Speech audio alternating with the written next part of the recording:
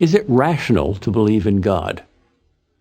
Many people think that faith and reason are opposites, that belief in God and tough-minded logical reasoning are like oil and water.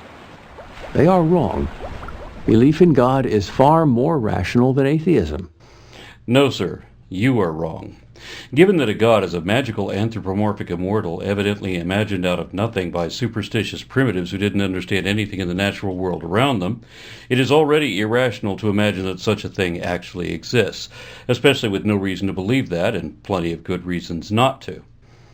The word rational is defined as something that is agreeable to reason, reasonable, and describes someone having possession of the full faculty of reason, of exercising sound reason, being able to be reasoned with.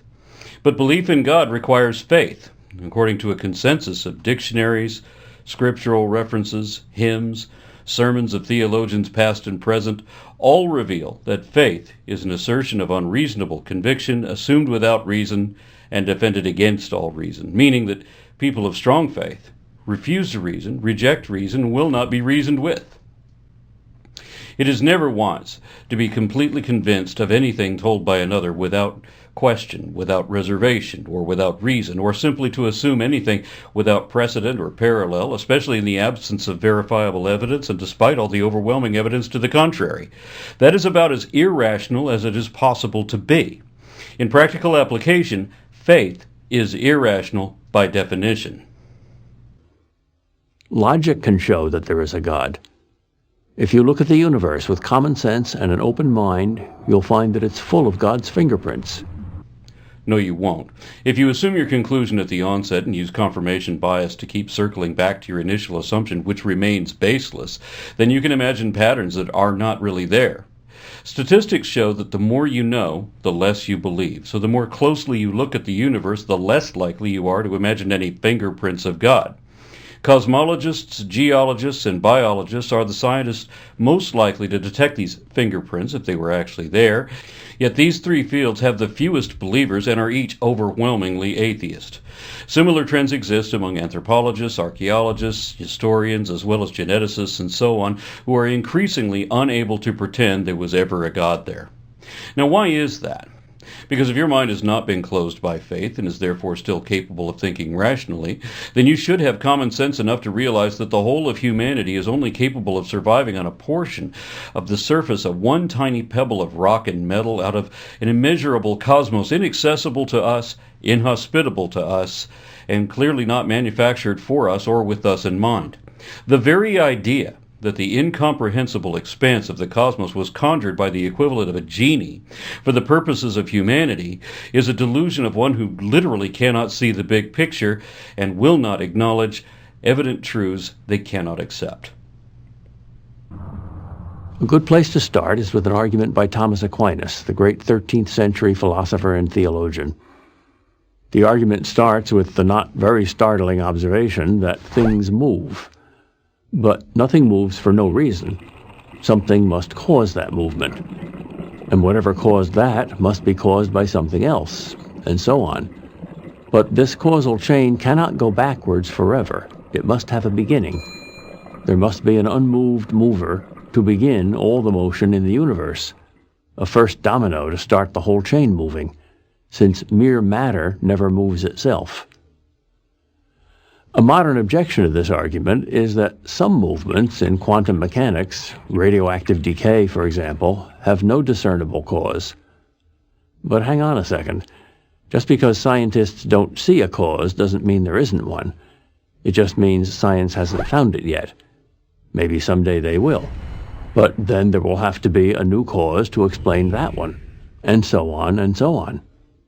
But science will never find the first cause. That's no knock on science. It simply means that a first cause lies outside the realm of science. Another way to explain this argument is that everything that begins must have a cause. Nothing can come from nothing. I have a friend who is considered far more of an expert on this than you ever will be, and he disagrees with you. But considering your understanding of nothing, then I don't believe that anything came from nothing either. That's one of many reasons why your argument fails. But you do believe that. You believe that your God created everything out of nothing, creation ex nihilo, that he spoke everything into existence with an incantation spell. There was no mechanism involved. Your God is supposed to be bigger than big and stronger than strong and infinite in every direction one can exaggerate precisely because it is a creature of the id. You can give him whatever powers you want so that he can do whatever he wants simply by willing things into being, mind over matter. Abracadabra is Aramaic for I create as I speak, and that's what you believe. You actually believe in pure freaking magic. Taking your point beyond that, the first question I would have to ask is, where did your God come from? I can answer that question. Man obviously created all his own gods in his own image, and there's plenty of evidence to support that conclusion. But I know you cannot answer that question. All you can do is make the excuse that God somehow exists beyond time and outside of our reality, which of course means that he does not exist in reality. I do not grant your excuse because that's all it is, an apology for an unsupported assertion of a baseless assumption promoted only with the lies of equivocation and dispensable only with logical fallacies. So if there's no first cause, there can't be second causes, or anything at all. In other words, if there's no creator, there can't be a universe. So in your very limited perspective, the only way that you would allow for the universe to come into being is if it were conjured by the magic of a deity, essentially the same thing as being poofed out of nothing by a genie. A genie who was always there for eternity until he eventually got an idea to create something besides himself. This is what you consider logical. It's not, of course. Logic disagrees with you. Apart from the logical fallacy of the circular argument routing back to the assumed conclusion, your video also shows the God of the Gaps argument, where anything that cannot be explained by science can be blamed on magic. Gods and magic are the most infantile excuses men have ever made up to explain the things they did not understand. Why should we imagine that any first cause should also have a personality, intelligence, or purposeful intent? Why do people imagine that everything beyond us should think or behave like us? This is one way humans have always been confused by their deceptive imaginations. Once upon a time, our ancestors believed that thunder, lightning, and volcanoes were gods in action, that comets were an omen, that the stars and planets had human characteristics of thought and mood, that sickness was a result of witchcraft, and that epilepsy was a result of demonic possession.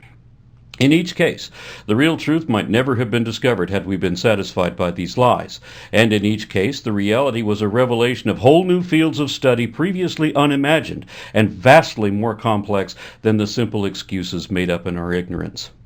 No doubt that pattern will continue, such that if we ever do discover the cause of the Big Bang, it too will be so complex and such a vast wealth of knowledge that it will render our previous belief in gods just as laughably silly as every other field of study so far has already done.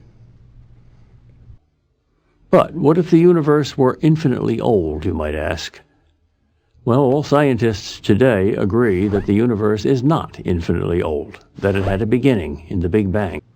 Wherein the origin of space itself is also connected to time. Some cosmologists chose to illustrate the beginning of time as an asymptote on our Cartesian coordinate system.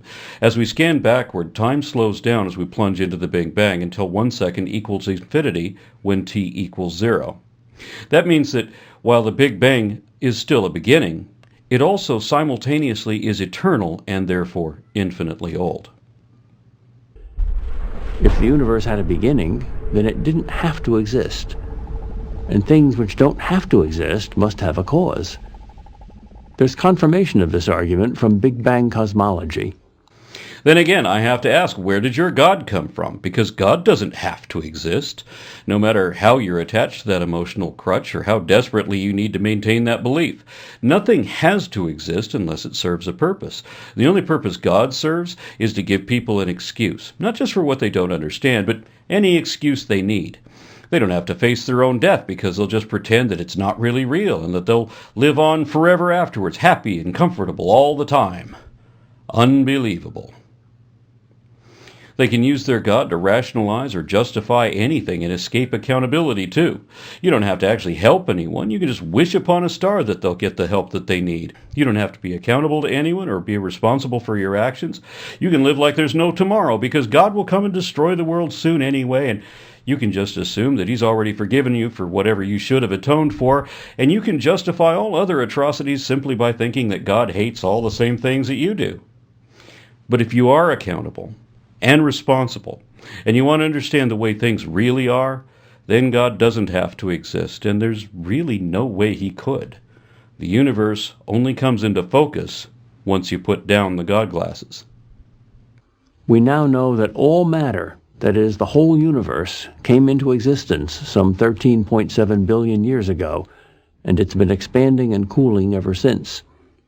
No scientist doubts that anymore, even though, before it was scientifically proved, atheists called it creationism in disguise. Now, add to this premise a very logical second premise, the principle of causality, that nothing begins without an adequate cause. And you get the conclusion that since there was a Big Bang, there must be a Big Banger. But is this Big Banger God? Why couldn't it be just another universe? Because Einstein's general theory of relativity says that all time is relative to matter, and since all matter began 13.7 billion years ago, so did all time. So there's no time before the Big Bang. The issue here isn't about time. Matter and energy are interchangeable and could be eternal. Cosmic inflation from a quantum singularity could be explained as three-dimensional space-time emerging from a fourth spatial dimension, which could have entirely natural catalysts and still wouldn't have anything coming from nothing, nor another universe either, but rather from a larger plane far beyond any current concept. And even if there is time before the Big Bang, even if there is a multiverse, that is, many universes with many Big Bangs, as string theory says is mathematically possible, that too must have a beginning. An absolute beginning is what most people mean by God. No, it isn't. Apart from a handful of deists and quasi-pantheists like Spinoza and Einstein, who was atheist, what most people mean by God is an intelligent director controlling all things, rewarding good deeds and punishing bad as if this was an episode of The Twilight Zone and God was Rod Serling. Otherwise, what everyone means by God is a conscious thinking mind, in the image of man behind everything in the universe, and there is just no reason to believe anything like that. Yet some atheists find the existence of an infinite number of other universes more rational than the existence of a creator. Never mind that there is no empirical evidence at all that any of these unknown universes exists, let alone 1,000 or a gazillion. A few moments ago, you said that if there was no creator, then there could be no universe. Yet a multiverse as a boiling cauldron of universal Big Bangs is just one of several possibilities which negate your conclusion. However, God is not possible, because God is defined by his miraculous nature. Miracles share the same definition as magic, evoking supernatural forces or entities to control or forecast natural events. But miracles are also defined by being inexplicable by science because they defy the laws of physics, meaning that they are physically impossible, and thus God is impossible by definition. God is also not indicated by anything except, of course, for the compiled fables of men, repugnant atrocities and contradictory absurdities which have all been falsified and which are certainly false. That and all the practices of faith have a perfect rate of absolute failure in all applications. Human vanity, ignorance, fear of the unknown, and fear of knowing are among the last reasons anyone still believes in a God. The conclusion that God exists doesn't require faith. You know better than that. Yes, it absolutely does, and as a Christian, you know that it does. A firm conviction without any evidence is necessary for your belief system. That's why it's praised throughout your doctrine and promoted as the highest priority and an obligate requirement of salvation. You know better than that.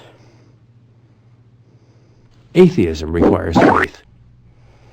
I'm not just an atheist and an anti-theist. I'm an epistivist. That means that I reject faith as being the most dishonest position it is possible to have. It really is inherently dishonest, and you already know that it is. That's why you assert as fact things that are not evidently true. That's why you just told both of the lies you just did, lies of projection and equivocation. I see it from theists all the time, but understand that you don't have evidence, and we don't have faith. In order to preserve a preferred belief, you're trying to distance yourself from faith and trying to project all your own faults onto those who will not share any of those flaws, misrepresenting our position as a straw man fallacy. I won't let you do that. It takes faith to believe in everything coming from nothing. Yet that is what you believe, not me. That's also what Krauss believes, but the way he explains nothing, it doesn't require any faith to understand what he means. So you're deliberately misrepresenting both of our positions. It takes only reason to believe in everything coming from God. And yet there is no reason you can provide why anyone should believe that. It certainly wasn't reason that led you to that conclusion. If it was, you wouldn't have to lie about it, depending on arguments instead of evidence. We can either base our beliefs on faith in lieu of evidence, or we can base our understanding on evidence. That's what reason is, and you haven't got any. I'm Peter Kreeft, professor of philosophy at Boston College for Prager University. And I'm Aron Ra, Texas State Director of American Atheists and a free thought contributor to the Global Secular Council. I'm also a professional public speaker like Dr. Kreeft, except that he charges $2,000 a day for his speaking gigs, and that's just one of many reasons why I'm much more reasonable. Please share this video, and if you'd like to support anything that I'm doing, then pledge $1 per video on my Patreon channel. Activism is typically not for profit, and everything I do is by donation, so thank you for your support.